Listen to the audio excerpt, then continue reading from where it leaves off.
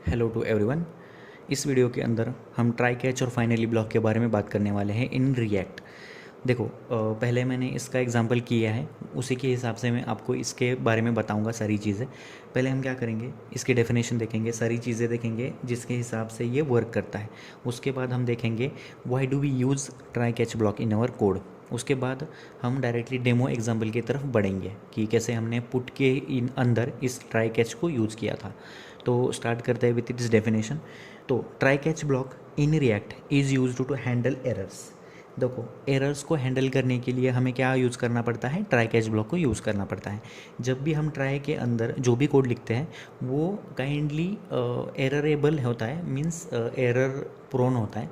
तो अगर आप उसको उस पर्टिकुलर कोड को जो एरर प्रोन है उसको ट्राई के अंदर यूज़ करोगे तो बहुत ज़्यादा आपको आसानी पड़ेगी कैच के अंदर उसको लेने में, मीन्स एरर को डिफाइन करने में। Alright, in synchronous code, sync और असिंक आपको पता है, सिंक्रोनस कोड और असिंक्रोनस कोड क्या होता है। सिंक्रोनस कोड क्या होता है, अभी आपका एक टास्क है, समझो कि ये एक टास्क है, उसके बाद ये टास्क है, उसके बाद ये एक टास्क है, ये क्यू है। Okay, queue U V U V, okay, ये क्यू है। तो पहले जो टास्क आया है, समझो कि ये पहले टास्क आया है, ये दूसरे नंबर पे आया है और ये तीसरे नंबर पे आया है। ऑलराइट, अगर ये सिंक में चल रहा है तो ये क्या होने वाला है, पहले ये एग्जीक्यूट होने वाला है। जब भी इसका सीपीयू टाइम ख़त्म हो या ये पूरा रेडी हो जाए प्रोग्राम, तो उसके बाद ही सेकंड नंबर का जो टास्क है आपका उसको टाइम मिलेगा, सीपीयू टाइम मिलेगा। उसको एग्जीक्यूट करने के बाद ही थर्ड नंबर के जो आपका पर्टिकुलर कोड है या एग्जीक्यूशन में आने वाला है उसको सीपीयू टाइम मिलेगा, which is nothing but synchronous operations. अब यहाँ पर देखो, आपके पास 3 टास्क है समझो, तो साइमल्टेनियसली 1, 2 और 3, ये 3 टास्क है वो चलने वाले हैं। ओके, सीपीयू टाइम इन सब में बराबर में बंटने वाला है।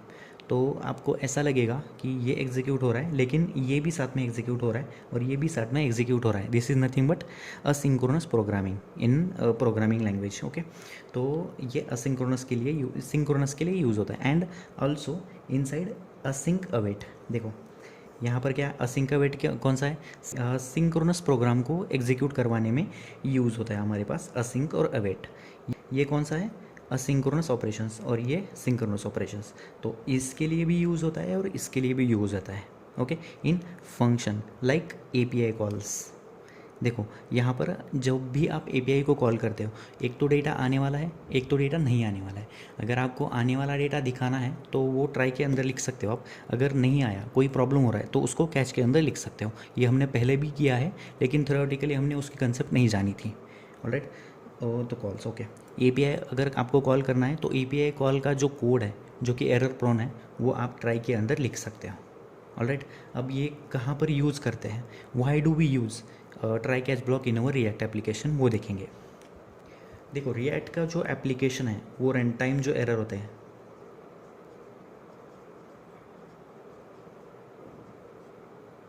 ओके, जो रन टाइम्स एरर होते हैं वो खुद से रिजॉल्व नहीं करता। ऑलराइट, उसको खुद से वो रिजॉल्व नहीं करता, उसके लिए आपको क्या करना पड़ता है, ट्राई कैच ब्लॉक का यूज़ करना पड़ता है। तो दैट्स इट इज़ कि why do we use try catch block in our React application to check run time errors in our application. Alright, अब देखेंगे इसका सिंटैक्स कैसे लिखते हैं हम।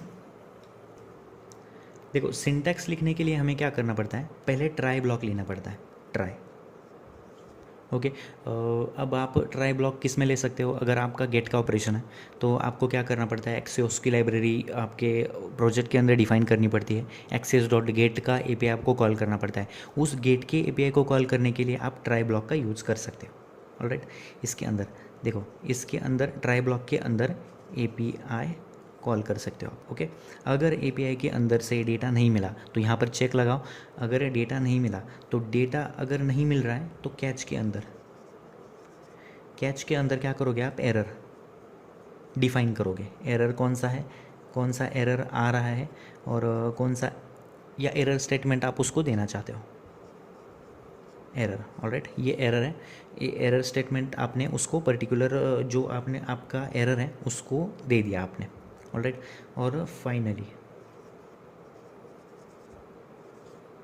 देखो ये जो फाइनली ब्लॉक है इसके अंदर जो भी कोड आप लिखोगे वो एग्जीक्यूट होगा ही। से ट्राई ब्लॉक अगर एग्जीक्यूट हुआ तो क्या होगा, आपका जो भी कोड आपने किया है वो एग्जीक्यूशन के अंदर आ जाएगा, मीन्स आप दिखा दोगे उस कोड को, ओके।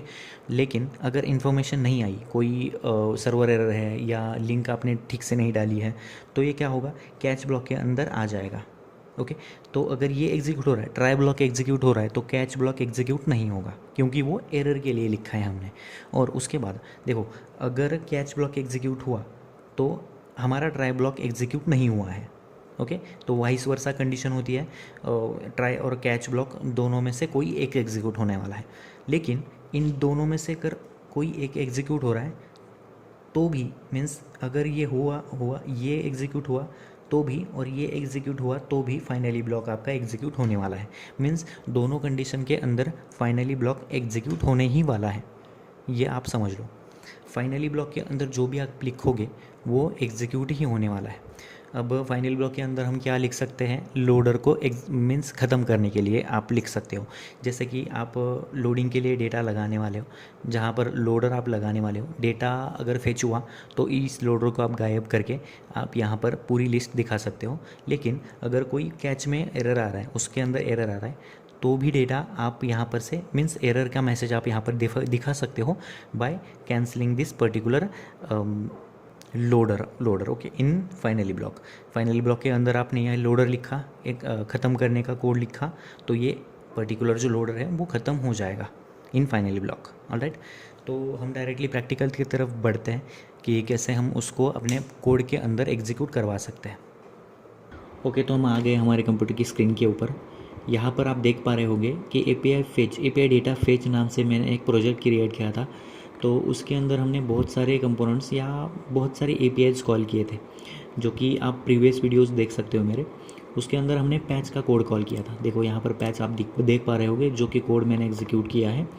पैच के अंदर हमने क्या किया था, पहले API को कॉल करना था हमें। API axios.patch करके हमने क्या किया था, एक मेथोडोलॉजी Axios के अंदर से निकाल ली थी। अब उसके अंदर हमें क्या करना था, पैच के लिए एक पर्टिकुलर यूज़र का ID देना था, और जो भी आप पैच करने वाले हो, जैसे कि यूज़र का नेम पैच करने वाले हो, तो वो data as a meta data या बॉडी के अंदर आप देने वाले थे। तो एक्सेस के अंदर बॉडी आपको डिफाइन नहीं करनी पड़ती है, डायरेक्टली डेटा के लिए डेटा आप डायरेक्टली डिफाइन कर सकते हो। फेच के अंदर बहुत सारी मेथड्स होती है, तो वो मेथड्स हमने यहाँ पर नहीं ली है, जो कि हमने एडवांस यहाँ पर एक्सेस का यूज़ किया है। अब देखो, जब भी आप असिंक और अवेट का यूज़ कर रहे हो, यहाँ पर देखो, जब भी आप जो भी API को कॉल कर रहे हो, तो हम कैसे यूज़ कर रहे हो उस API के कॉल को, तो यहाँ पर असिंक और अवेट का यूज़ आप देख सकते हो। ओके, असिंक्रोनस प्रोग्रामिंग का हमने यहाँ पर यूज़ किया है। अगर आपने असिंक यहाँ पर डिफाइन किया है, तो आपको अवेट यूज़ करना पड़ता है किसी भी फेच की मेथड के लिए। मीन्स कोई भी मेथड आप यहाँ पर यूज़ कर सकते हो, तो उसके लिए आप अवेट का इस्तेमाल कर सकते हो। अब देखो यहाँ पर क्या हो रहा है, यूज़र का ID जो आ रहा है वो, और यूज़र का नेम, अगर कोई भी इनमें से चीज़ मिसिंग है, तो हम क्या कर रहे थे, सेट रिस्पॉन्स क्या कर रहे थे, उस पर्टिकुलर यूज़र को यूज स्टेट करके इस पर्टिकुलर रिस्पॉन्स के मैसेज के अंदर यहाँ पर डाल रहे थे, ये response please enter your both ID and name also which is valid. तो ट्राई के ब्लॉक के अंदर हम क्या कर रहे थे, अवेट का इस्तेमाल करके पैच जो भी URL थी, उस पैच के अंदर इस URL को डाल रहे थे। तो ये क्या हो गया है, ट्राई ब्लॉक एग्जीक्यूशन हो रहा है। जब भी आप, अगर ये एग्जीक्यूशन पर्टिकुलर ठीक से हो गया है, तो ये क्या करने वाला है, सेट रिस्पॉन्स मैसेज जो है आपका, उसको, इस पर्टिकुलर मैसेज को ये यूज़र अपडेटेड सक्सेसफुली, और JSON स्ट्रिंगिफाई करके आप जो डेटा आ रहा है ना, उस डेटा को यहाँ से दिखा सकते हो। ये आपने पढ़ा था, ये सारी चीज़ें आपने पढ़ी थी। ट्राई और कैच ब्लॉक का क्या इस्तेमाल होता है, यही मैं आप यहाँ पर सिखा रहा हूँ। अगर आपको ये सारी चीज़ें बहुत ज़्यादा स्पीडली लग रही है, तो मेरे पैच की वीडियो आप देख सकते हो, जो कि मैंने स्क्रैच से इस प्रोजेक्ट को बिल्ड किया है। ऑलराइट, तो हम इसमें सिर्फ ओवरव्यू लेंगे कि कैसे हमने इसको यूज़ किया है। अब देखो कैच के अंदर क्या आएगा, अगर ये पर्टिकुलर जो URL है, अगर इस URL के अंदर कोई भी चीज़ रॉन्ग हो गई, या कोई भी सर्वर एरर है, या आपने इंटरनेट ठीक से नहीं लगाया है, तो ये सारी चीज़ें अगर हो गई है, तो ये क्या करेगा, ये रिस्पॉन्स मैसेज इस कैच के ब्लॉक के अंदर आएगा। ये कैच के ब्लॉक के अंदर जो भी आपने रिस्पॉन्स लिया है, वो रिस्पॉन्स यहाँ पर सेट हो जाएगा इस रिस्पॉन्स मैसेज के अंदर, जो कि हमने यहाँ पर दिखाया है प्री के अंदर। ओके, तो ये पर्टिकुलर कोड है। अगर यहाँ पर आपको फाइनली ब्लॉक यूज़ करना है, तो आप एंटर करके देखो, एंटर करके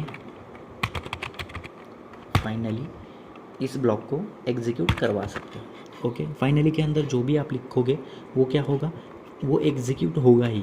अगर आपने कुछ समझ लो यहाँ पर गलती कर दी है, अगर गलती भी की है और ये ट्राई ब्लॉक एग्जीक्यूट नहीं भी हुआ है, कैच ब्लॉक एग्जीक्यूट हुआ है, तो भी ये फाइनली ब्लॉक एग्जीक्यूट होगा। अगर आपके पास डेटा आ रहा है, सारी चीज़ें सही है, रिस्पॉन्स में रिस्पॉन्स सही से आ रहा है, आपने यहाँ पर रिस्पॉन्स डाल दिया है और ये रिस्पॉन्स यहाँ पर दिखा दिया है, तो भी ये कैच जो ब्लॉक है वो एग्जीक्यूट होने वाला है। फाइनली जो ब्लॉक है वो एग्जीक्यूट होने वाला है। ओके, तो ऐसे यूज़ होता है ट्राई कैच और फाइनली ब्लॉक का रन टाइम एग्जीक्यूशन जो है आपका, उसको ठीक से स्मूथ से रिटर्न करवाने के लिए। अब समझो, अगर ट्राई कैच और फाइनली ब्लॉक नहीं होगा तो क्या होगा। अब आपको नॉर्मली आपको कोड यहाँ पर लिखना होगा। मैं देखता हूँ कि कैसे अगर आपके पास होगा। ओके, तो यहाँ पर अगर ट्राई कैच ब्लॉक नहीं है तो यहाँ पर क्या होगा, अगर आपने यहाँ से कोई मिसिंग चीज़ कर दी है तो फ्रंट एंड के ऊपर आपका जो कोड है वो ठीक से रिस्पॉन्स नहीं करेगा। अगर यहाँ पर 100% सारी चीज़ें सही है तो ही रिस्पॉन्स ठीक से मिलेगा। अगर सारी चीज़ें सही नहीं है तो आप कोई भी रिस्पॉन्स फ्रंट एंड के अंदर दिखा नहीं पाओगे। ऑलराइट, तो यही इस्तेमाल है ट्राई कैच ब्लॉक का, manage run time execution of your project. Alright, तो इसका यूज़ करो, हर प्रोजेक्ट के अंदर इसका यूज़ होता है ट्राई कैच और फाइनली ब्लॉक का। तो इसका इस्तेमाल करो खुद के प्रोजेक्ट के अंदर, आप इसको इस्तेमाल करो। अगर आपको कोई भी प्रॉब्लम हो रही है इस कोड को एग्जीक्यूट करवाने में तो मैं आपकी मदद करूँगा। कमेंट सेक्शन में आप प्रॉब्लम लिख सकते हो। ओके, तो मिलते हैं नेक्स्ट वीडियो में, और जल्दी से जल्दी मैं आपको नोट्स यहाँ पर प्रोवाइड करने वाला हूँ। Thank you for watching this video. Do like, share and subscribe to my channel. Thank you.